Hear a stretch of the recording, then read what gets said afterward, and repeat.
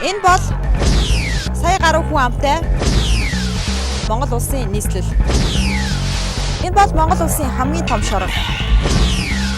Энгийн амьдралаас алдаж гიშгсэн ганцхан алхам. Энэ хамны цаана аваачдаг.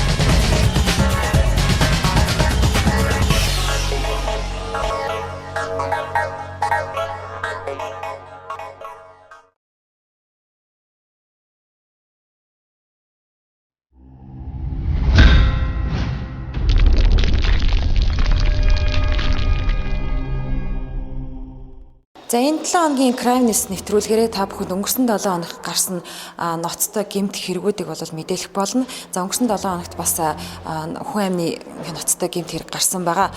Өнгөрсөн баасан гарагт онц хэрцгээр нэг айлын 3 хүнийг амийг бүрэлдэхсэн хэрэг гарсан. Уг хэрэг нь Баянзүрх дүүргийн нутаг дэвсгэр дээр гэрт нь аав ээж охин 3-ыг за 5-аас 12 удаа хүүтэн мэсээр хутгалж амь насанд хохироосон байгаа. Хэрэг үйлдэл шижигтэн бол тухайн өдрийнхаа маргааш нь бол хэрэг гарсан өдрийнхаа маргааш нь бол байршилсан байгаа. За энэ хэрэг улсын мөрдөн байцаах газар Баянзүрх дүүргийн цагдаагийн хэлтс бол үргэлжлүүлэн шалгаж байгаа юм байна. Өнгөрөгч бэм гарагт Баянзүрх дүүргийн 4-р хорооны 3-р байранд эхнэр нөхөр хоёрыг 5-аас 12 удаа хутгаж охины хүчинд нь амь насыг бүрэлдэхсэн хэрэг гарсан. Алуурчин бэм сүрэн авагтай Эрдэнэ бэлэг нь 1980 онд төрсэн 8 дахь ангийн боловсралтай тэрээр талигачийн охин үзмэн гуйтай үерхэж байгаад өөрөөс нь харилцаагаа тасласнаас болж гэр бүлээр нь хөнөөсөн. Гэр бүлийн 3 хүний хөнөөхөөс өмнө Эрдэнэ бэлэг нь хүн амь, дээрэм, хүчин, танхаа гэд бүхий л эрүүгийн хэрэгүүдийг хийжээ. Тэрээр 2009 оны 1-р сарын 8-ны өдөр өөрийн найз Эрдэнэбаяр, Цогтбаатар, Минбаяр, Ган Тулга нартай архитан согтуурсан байна. Архитах явцад хэрэгтний Эрдэнэ бэлэг хутга гарган найз нараа сүрдүүлж удаан зодсны эц цахилгаан утсаар хүлж орхиод Ган Тулгыг давуулан гарч явсан. Баянгол дүүргийн 23 дугаар байрны 9-р байранд оршин суух Минбаярын 23 цагийн үед очсон. Минбаярын дүү Бэг хаалгаа онгоолгож өгөхөд хэрэгтэй Эрдэнэ бэлэг хоолойг нь боож гэрт нь ороод Минбаярын ээжийг тохирохж байгаад хүчинсэн байна. Тэрээр гэрээс гарахдаа 1,455,000 төгрөгийн эмэг бүгд зүүл зэрийг дээрэмсэн бөгөөд энэ үед хүлээттэй үлдсэн 3 залуугийн нэг болох Минбаяр хүлээндээ орогдсон амьсгал хураасан. Энэ хэргийг хэрэгтэй Эрдэнэ бэлэг урд өмнө үлдэж байсан. Урд нь үлдсэн хэрэгтэй Эрдэнэ бэлэг нь эрүүгийн хуулийн ерөнхий ангийн 32 дугаар зүйлийн 32-ын 2 дахь хэсгийн 91-р зүйлээр ялдах дүгнэлт үлджээ. Нэгэнт хийсэн хэрэг нь тодорхой байхад Эрдэнэ бэлгийн чинээлэг эцэг их нь өмгөөллийн хүчрхэг баг бүрдүүлэн түүний хүчин дээрэм танхаа гэсэн зүйл ангиудыг өршөөлийн хуулиар хамруулж чаджээ. Ингээд данхан шатны шүүх хурлаар Эрдэнэ бэлэг чанга тэглэмтэй хориход 22 жилийн ял оноосон ч шүүх прокурорын газараас нийт 4 удаа мөрдөн байцаалтанд буцсан байна. Үүнд голлох үрийг нийслэлийн прокурорын газрын хяналтын прокурор Насанбат гүйцэтгэдэг байжээ. Улмаар алуурчин танхаа бадмад этгээдэд 4-5 жилийн хорих ял оноосон байна. Шүүхээс 4-5 жилийн ял оноосон Эрдэнэ бэлгийг цагт нь хоригдох хугацаанд дууссан учраас сулсан. Түүний урд нь хийсэн гэмт хэргийг өнгөрсөн баасан гарагт буюу хэрэг гарахаас 1 хоногийн өмнө товлогдсон ч шүүх хурал хохирогчд ирээгүй гэдэг шалтгаанаар хойшлогджээ. Харин хийсэн хэрэгтэй гэмшиг нь битийхэд амтчсан алуурчин ир дахин нэгэн гэр бүлийг хүүс тэмтэрсэн хэрэг өнгөрсөн 7 хоногт гарсан. Баянзүрх дүүргийн 4-р хороонд 3-р байрны 16 тоотод гэр бүлийн 3 гишүүнийг амь насыг онц хэрцгий аргаар хохироосон юм хэрэг гарсан. За энэ хэрэг бол 8-р сарын 27-ны өдөр буюу Баянбаярт 7 цаг 45 минутанд анх цагдаагийн байгууллагт дуудлага мэдээлэл ирсэн. За ирсэн мэдээллийн дагуу одоо шалгарч үзэхэд 60 настай Б эрэгтэй, за мөн одоо 60 настай эмэгтэй байгаа үүгээд за 36 настай эмэгтэй Д нарыг за хүйтэн зэвсэг хэрэгжилж одоо амь насын онц хэрцгий зөвшөөрөлт гаргаад одоо хийсэн юм хэрэг байгаа. Түүгээр зогсохгүй 3 хүний амь насанд хүрч ичигч үгүй гертэн садар самун кино үзчихэд гарч явсан байгаа. Баян эцэг эхийн буян чадварлаг өмгөөлөгчийн баг бүрдүүлсэн алуурчин урд нь хийсэн хэрэгтэй хуулийн цорхойг ашиглан батлан даалтанд гарсан байгаа.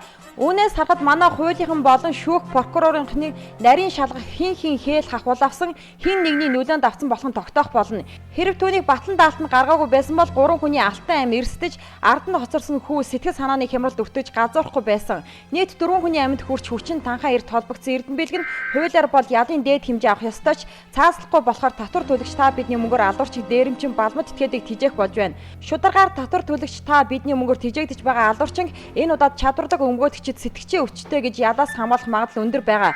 Мөн хуулийнхан болон тэр тусмаа прокурорынхан дахин батлан даалтанд гаргаж суулцчихж магад. Тиймээс алуурчин сулвал дахин хэдэн ч хүний амьд хүрэхийг хэлж таашгүй. Та бидний дунд алуурчны хар мөр алгасаар байгаа Crime News хүргэлээ.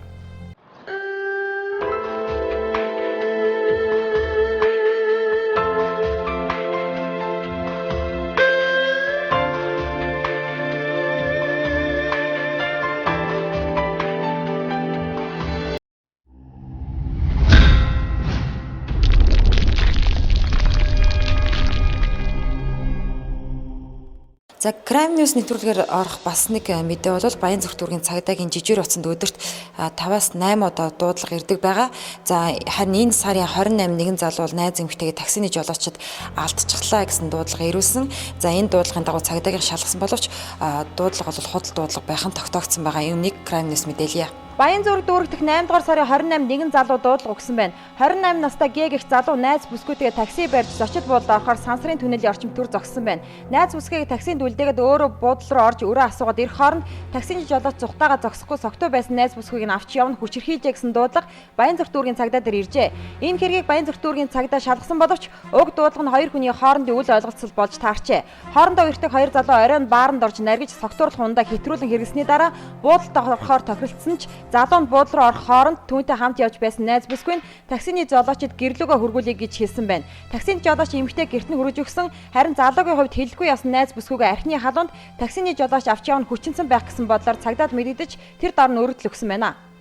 Харин хэргийн зангидаа тайлагдсанаар өргөдлөө буцаасан гэдгийг цагдаагаас тодруулсан нь. Ерөн цагдаагийн жижигрийн утсанд худал дуудлага ирэх тохиолдол их байдаг. Өдөрт 20 дуудлага ирэхэд 7-оос 8 дуудлага худал эсвэл гэр бүлийн хоорондын үл ойлголцсны талаар байдаг. Тиймээс эргэж согтуугийн удмаас цагдаа нарын ажил цаг зав болон эдийн засгийн хохирол үзүүлэлтийн нэг том жишээг Crime News хүргэлээ.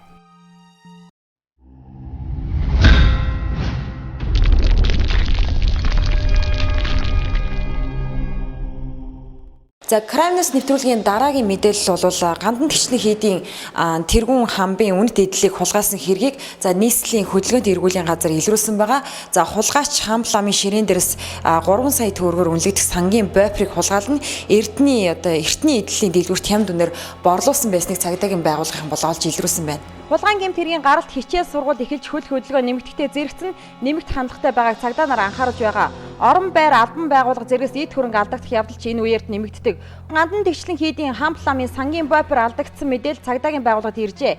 Эртний хийцтэй нийт 3 орчим сая төгрөгийн үн бүхий энэ бойферыг гандан хавар байнга эргэлддэг нэгэн сайн эрс шуусан болох нь камерын бичлэгээр ил болсон. Эргүүлийн цагдаа нар ч түүнийг төвөггүй барьж саатуулжээ. Баянгол дүүргийн 16 дугаараар Монголын бурхан ширийн төв гандан тэгчлэн хийдэд хулгай орлон гэсэн дуудлагын дагуу ажил шалгах жиржигтэн иргэн дээг саатуулан шалгаж Баянгол дүүргийн цагдаагийн эцсийн жижигрийн бүрэлдэхүүн төлөөд өглөө. Хамтламын ширээн дээрээс алдагдсан энэ сангийн бойфрыг хулгайч ойролцох эртний эдлийн дэлгүүрт 5,000 төгрөгөөр худалдсан байсныг олж авсан байна. Бурхан шашны холбогдлолтой эд хэрэглэлийн хулгай энэ мэтээр газар авах гээд байгааг цагдаа нар анхааруулж байгаа. Тиймээс та бүхэн ойр орчим ширээ шүүгэн дээрх үнэт эдлээ анхаарч байхад илүүтэхгүй. Хэн нэгэн урт гарт нь туугаад явчихж магадгүй хөдөлгөөнийхэн сэрэмжүүлж байгааг Crime News хүргэлээ.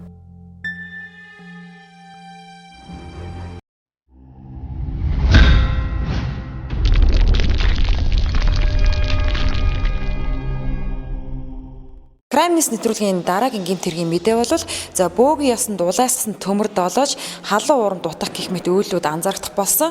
За харин онгоц сахиусантай итгэсэн гих залуучууд дээрх ёслыг үйлдэж байгаад амь насаа алдах тохиолдол бол баггүй гарч байгаа юм байна. Өнгөрсөн амралтын өдөр Төв хан аймагт халуун ууран дутаж түлэгдсэн залуу төдиглээ дийлэхгүй нас барсан энэ гэмтлийн эмгэг дээр иржээ. За энэ мэдээллийг Crime News дэлгэрэнгүй мэдээлье.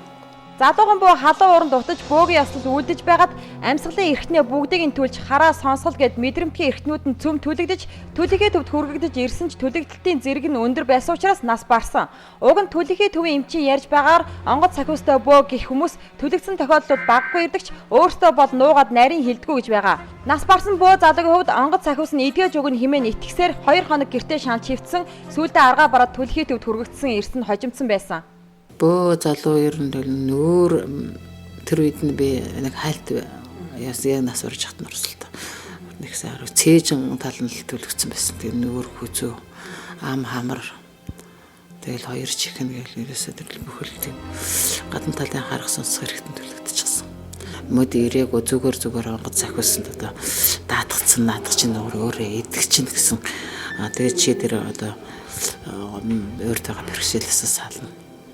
Гэсэн юм хуулга өгөнд нь автагдаад хөрөхэд тэгэл бас эрт ирээгүй маш их хүндэрсэн. Мөн дараахан залуухан уудган нэмэгтэй халуун уран дутаж ёсол үлдэж байгаа түлэгдэж амь насаа алдах төгсөн. Төвний хувьд халуун уран дутаж байгаад гал авалцсан ацаар эмзэг эргэтэн биш хэвлийн хаваараа түлэгдсэн. Гэхдээ л өөхөх төгсөн.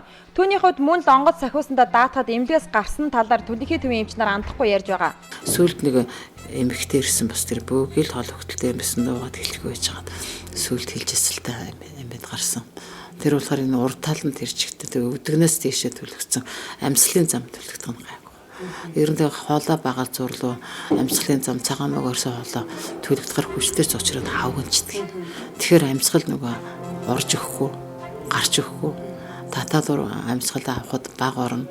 Цаанаасаа төлөхөд гаргахад баг яагаад маш их эмзэглэлтэй хавгнад нарийсан байдаг учраас их хвшлэмүүдтэй амьсгалын дутагдлалд орж. Энэ мэт бөөгийн ясал үүдэх нэрэлээр өөрийнхөө болон өрөөлийн амь насанд хүрдэг хэрэгүүд цагдайн газар бүртгэгдэж бөөг их хүмүүс байцаагтах нь болсон нууц биш. Өнгөрсөн баасан гарт амиа алдсан бөөн шинээр онгоц сахиус авахын тулд шалцлам халуун усанд орж газар дээр амь насаа алджээ.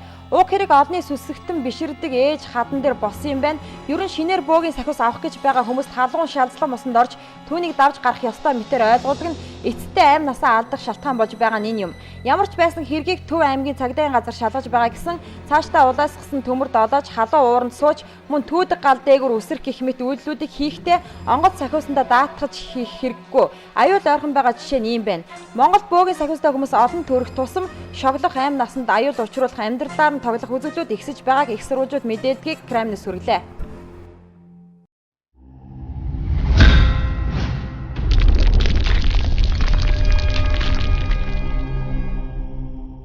За Кремльс нэвтрүүлгийн дараагийн мэдээлэл бол хичээлийн шинэ жил хаяанд ирж оюутан сурагчдын хөл хөдөлгөөнд оруулахын хажуугаар халаасны хулгайчид мөн хөдөлж эхэлсэн байгаа. За тэд Нарантуул худалдааны төвөөс өсвөлээд хамгийн их хөл хөдөлгөөнтэй газараас сэмхэн шуургаж яваг анхааруулж байна. Тэгэхээр тиймээс иргэдийн зүгээс цүнх саваа сайтар хямдаж сонор сэрэмжтэй явахыг цагдаагийн байгууллагаас бол анхааруулж байгааг Кремль сүргье. Халаасны хулгайчаас болгоомжлох хэрэгтэйг мэддэг хэрнээ эд зүйлээ алдчихдаг. Алдсан хүн 15 таа гэхдээ сайндаа цагдаагийн элц мэддэгтэй өнгөрнө. Ойрын өдрүүдэд Нарантуул худалдааны төвөөс эхлээд хаас айгуул хичээл сургуулийн бэлтгэдийг базаах гэсэн оюутан сурагчдын хөл хөдөлгөөн зайгүй болжээ. Харин зай завсаргууд тусмаа халаасны хулгайчдад том өгөөш болж өгдөг бололтой. Иргэдийн яриагаар өдөөд халаасны хулгайчид эд ширүүсдэг гэж хэлээд байгаа. Худалдаа авчдаас гадна 8-чд хүртэл бүтэн өдрийнхөө орлогыг халаасны хулгайчид бэлгэлдэг гэнэ. Уг нь Нарантуул худалдааны төвөг зорьсон хэн бүхэн халаасны хулгайчаас болгоомжлох хэрэгтэйг мэдээд байгаа. Гэсэн хэрнээл ганц хором сонор сэрэмжээ алдах юм бол тэр үед харамсаад хэрэггүй болно. Гэтэл хулгайн ганц хэрэг ганц цүнх саваар тогтохгүй машины тойл шилнээс авахуулаад авахгүй зүйл гэж байхгүй байгаа бололтой. Нарантуул худалдааны төв дотроо цагдаагийн эцэг гэж би иргэдийн зүгээс хулгайчдаа авах арга хэмжээг чангадах хэрэгтэйг захиад байгаа. Харин цагдаагийн албан хаагчдад ярьж байгаагаар 8 дугаар сарын 10-наас хойш хараа хяналт чангарсан нэмэлт цагдаа нар ажиллаж байгаа гэсэн тайлбарыг өгсөн. Халаасны хулгайн гэмт хэрэгээс гадна бага насны хүүхдэд эцэг эхээсээ төөрөх тохиолдол нэлээдгүй байгааг бас анхаарах хэрэгтэйг нь өдөрт гэхэд төөрсөн хүүхдэд 5-аас 6-аар орж ирдэг гин. Хачирхалтай нь хулгайн хэрэг өдөрт хэр их бүртгэгддэг талаар тоог мэдэж чадсангүй. Цагдаагийн хэлцээс өгч байгаа тайлбараар гайгүй гэсэн тайлбарыг өгöd байгаа ч 8-чдын зүгээс өдөрт цүнх самнаас мөнгө алдаж байгаа хүмүүстэй баггүй тарж байгааг гэрчлээд байгаа. Ямар ч байсан хөл хөдөлгөөн ихтэй газараар явбал мөнгөө хямдхаас гадна хүүхдээ бассан харах хэрэгтэй болж байна. Нэг үгээр бараагаа тавь үзэж болохгүй байнгын сонор сэрэмжтэй явахыг илүүдэхгүй гэдгийг Кремль сүргэж байна.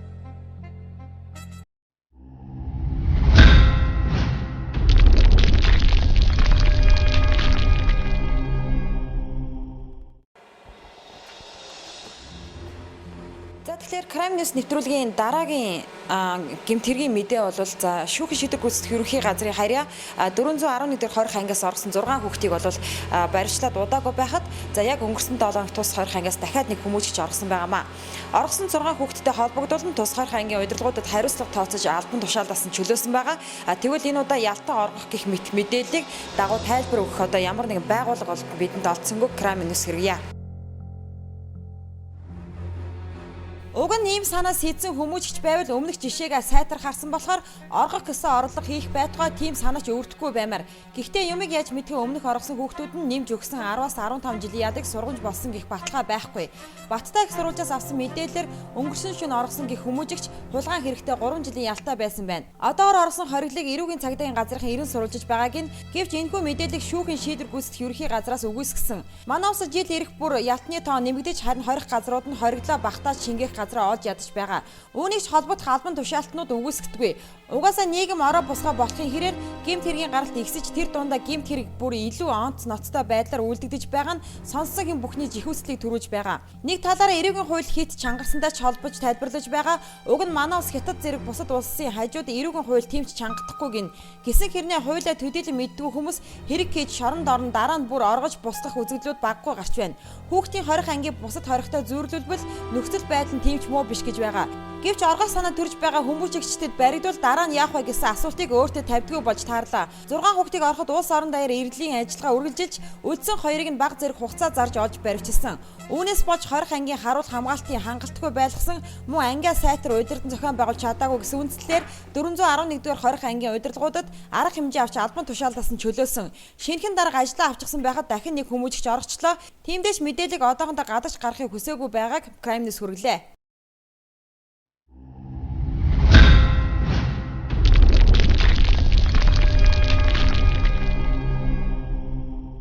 За Prime-ээс өнгөрсөн 7 хоногт гарсан дуйлантай хэрэгүүдийг та бүхэндээ мэдээллээ. Хамгийн гол нь манай нэвтрүүлэг за ард иргэдэг альва гэмт халдгаас урьдчилан сэргийлэхийн тулд энэ гэмтрийн мэдээллийг та бүхэнд хүргэж байгаа юм аа.